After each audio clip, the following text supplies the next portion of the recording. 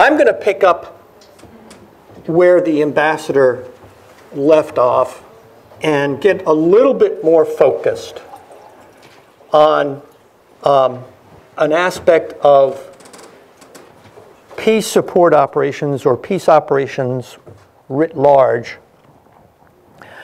that, on the one hand, we often take for granted, but we really don't understand as well as perhaps we should. And that's the civil military part. So with that, most of my discussion is going to be based on the United Nations approach. And I think that's for very obvious reasons. In Africa, the majority is where where the majority of United Nations peacekeeping operations are. But perhaps just as importantly, the majority of troop contributing countries to United Nations peacekeeping operations are from Africa.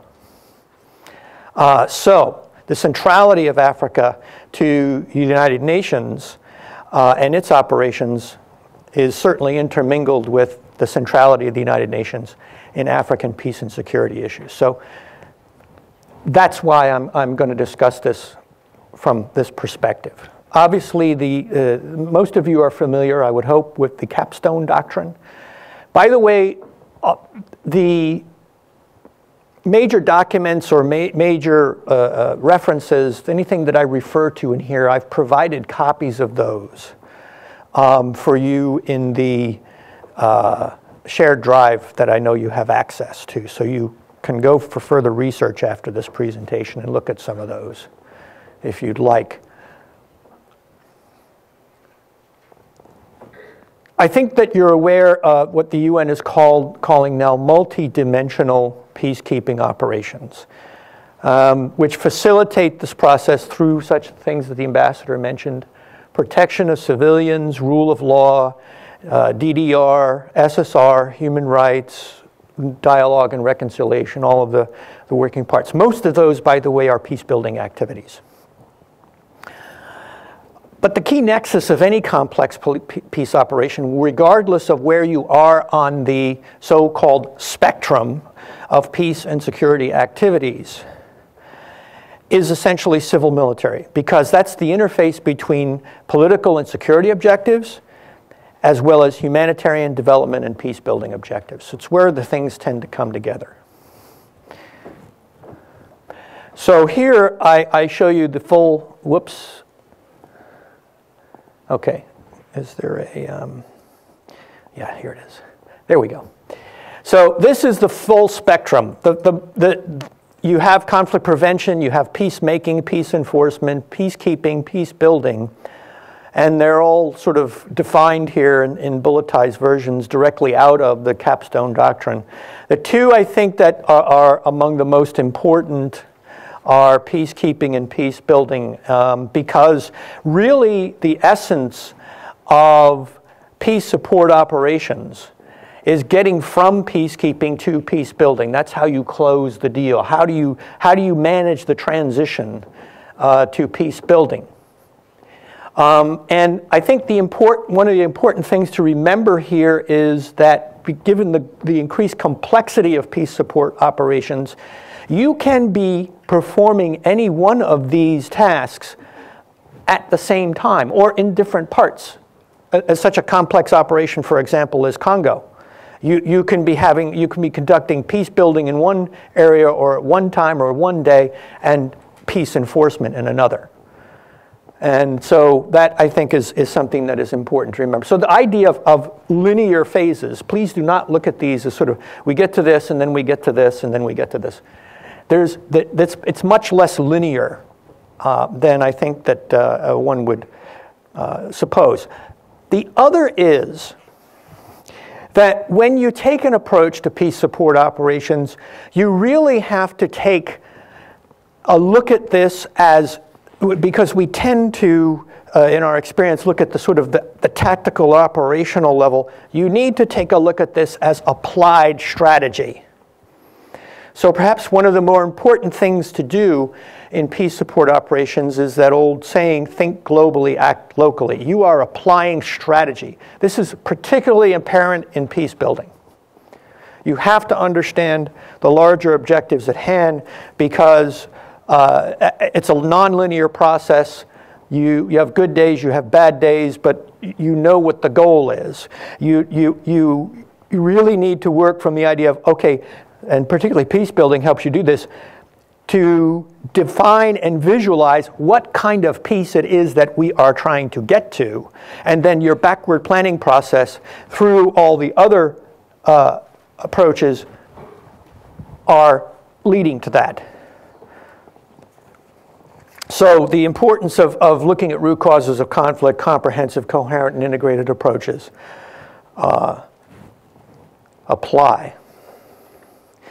Now, obviously, whoops, did I go to? No, okay. One of the more important documents that just came out earlier this year that really kind of crystallizes a lot of this is the United Nations Security Council Resolution 2086, which describes what multidimensional peacekeeping is. Some of the more important ideas to come out of this is the idea of early peace building. Again, you can be conducting peace enforcement, you can be conducting humanitarian assistance, you can be conducting peacekeeping, but you're doing that as a shaping operation to get to peace building, particularly for those of us in the military.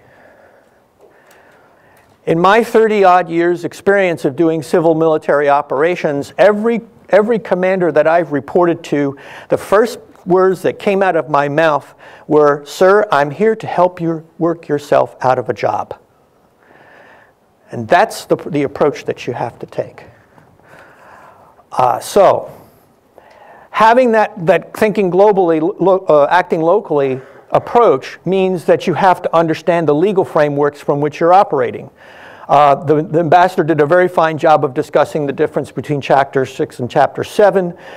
Obviously, the most important document that you need to understand is the mission mandate, whether that's from the AU or from the UN or both, in the case of Amazon. Obviously, an understanding of international humanitarian law is very important for leaders in peace support operations, as well as the various Geneva Conventions, or the so-called laws of land warfare. They have to be familiar to you. And other such guidelines, for example, and among the more important, the use of foreign military and civil defense assets, or MCDA, in disaster relief, which is the foundation of the so-called Oslo guidelines, particularly with respect to humanitarian assistance. So, going from there,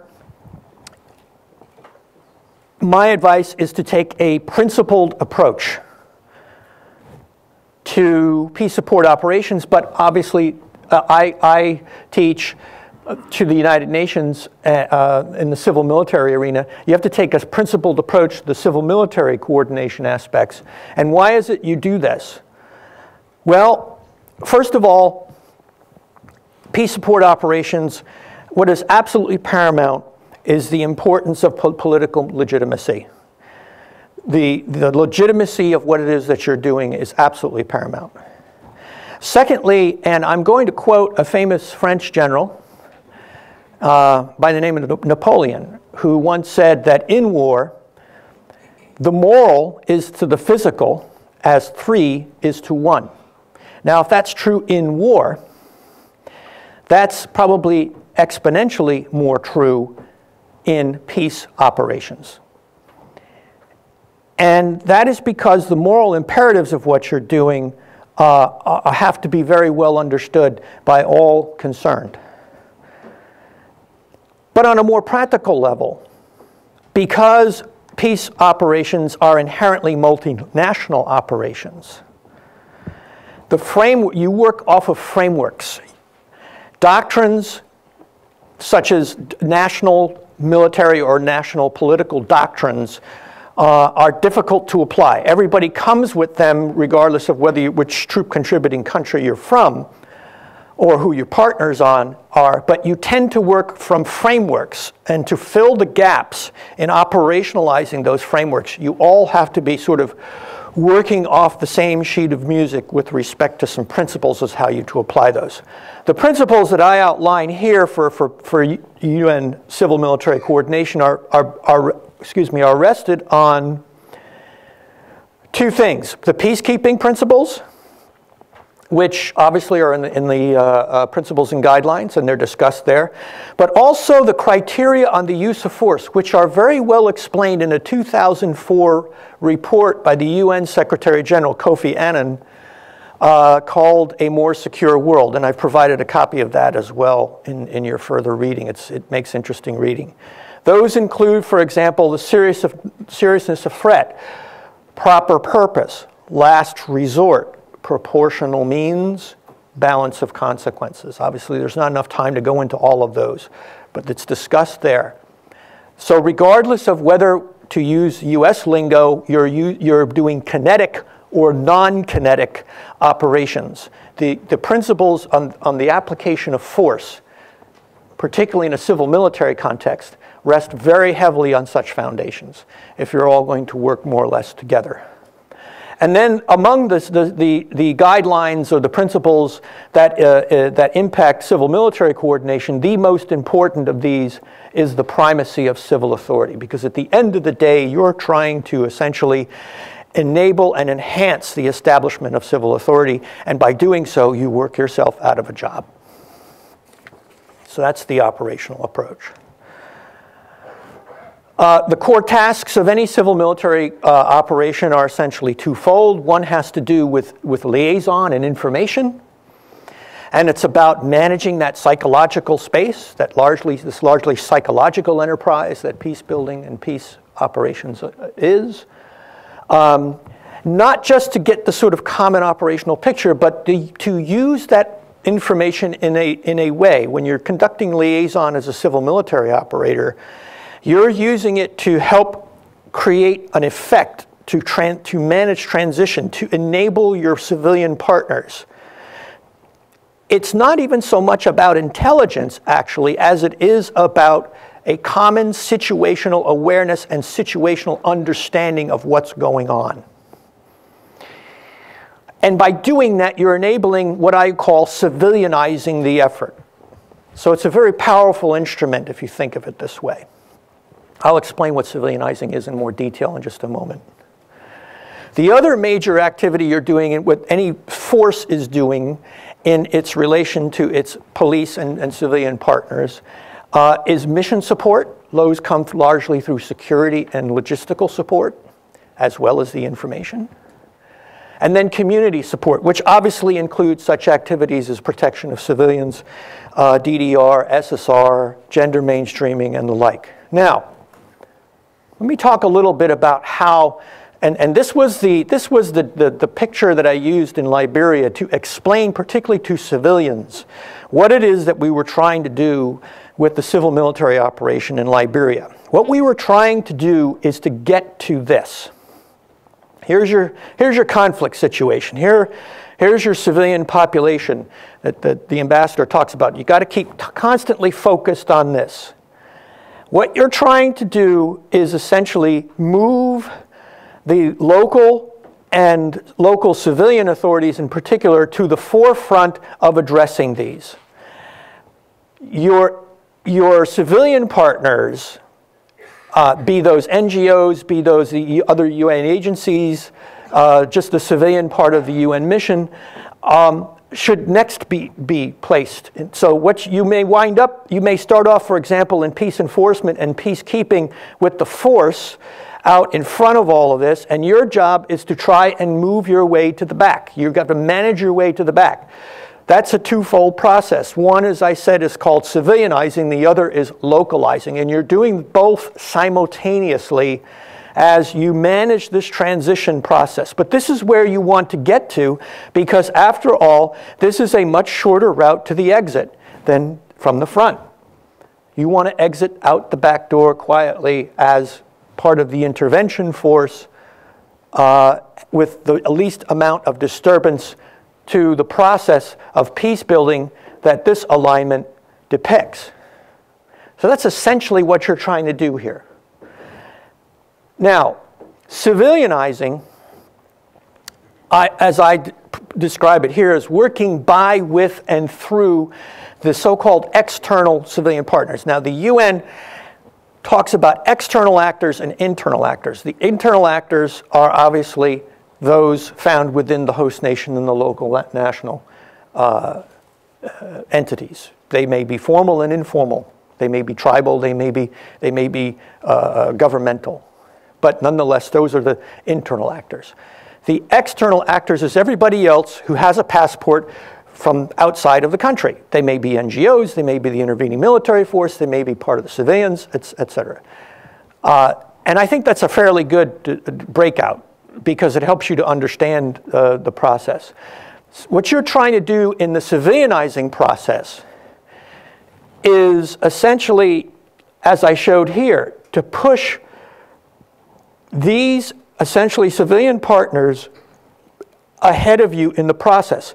That is by these enabling processes through the liaison and information sharing and the mission support activities.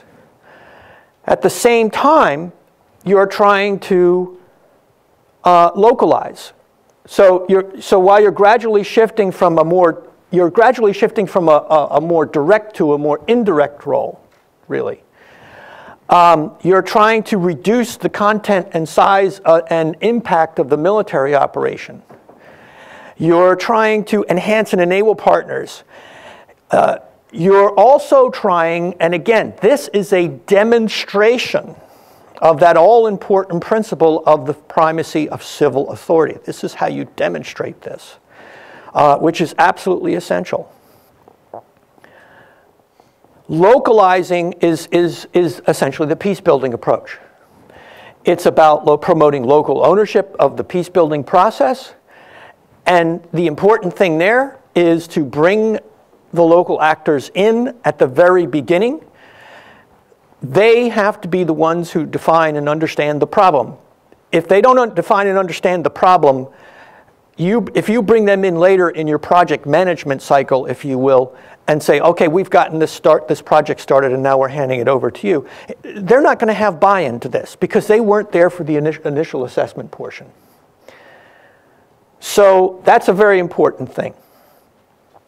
Again, help build only what can be sustained. Sustainability is absolutely paramount. So your transition plan has to be part of this from the very beginning. You need to lead less from the front and more from behind. And the method I have found to be very successful is the so-called I drive, you drive method. How many of you have taught your young son or daughter how to drive?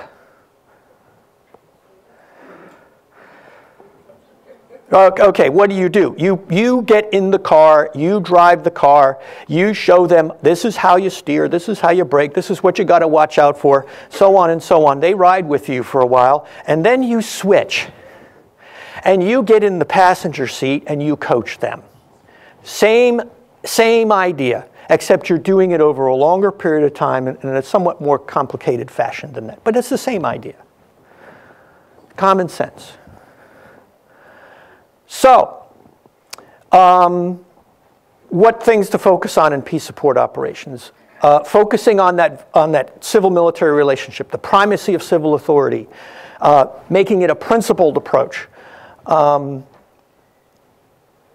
Working by, with, and through your key civilian partners for both peacekeeping and peace building because you're trying to transition things over. I am no great fan of winning hearts and minds. I think winning hearts and minds is primarily tactical. It's selfish. As I would tell anybody, I don't really care if you like me because I go home to ride my Harley Davidson. My interest is that you appreciate your own activities and what you're trying to do. So I don't care if I get the credit. And, but if you do have to do any of that sort of winning hearts and minds stuff, make sure that it's transferable and sustainable to the right people.